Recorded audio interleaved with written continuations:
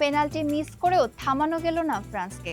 শেষ পর্যন্ত এমবাপ্পে আর ডেম্বেলের জোড়া আঘাতে বিশ্বকাপ থেকে বিদায় নিল মরক্কো, আর সবার আগে সেমিফাইনালের টিকিট নিশ্চিত করল ফ্রান্স।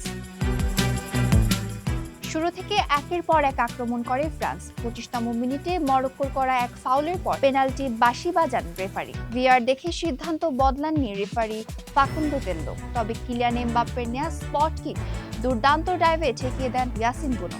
32তম মিনিটে ড্রেজেরের ডুয়েল দারুণ সুযোগও রুখে দেন ইয়াসিন বুনো, ফলে প্রথমার্ধ শেষ হয় গোলশূন্য ব্যবধানে। দ্বিতীয়ার্ধে বদলে যায় ম্যাচের চিত্র। 60তম মিনিটে ডি বক্সের বাইরে থেকে কিলিয়ান এমবাপ্পের বিদ্যুৎ গতির শট জালে জড়ায়। এরপর 71তম মিনিটে এমবাপ্পের চমৎকার পাস থেকে উসমান দেমবেলের শট মরক্কোর ডিফেন্ডার ও গোলরক্ষককে ফাঁকি দিয়ে জালে ঢুকে ব্যবধান দ্বিগুণ করে। 2-0 গোলের এই জয়ে মরক্কোকে বিদায় করে প্রথম দল হিসেবে চলতি বিশ্বকাপের সেমিফাইনালের জায়গা নিশ্চিত করল ফ্রান্স।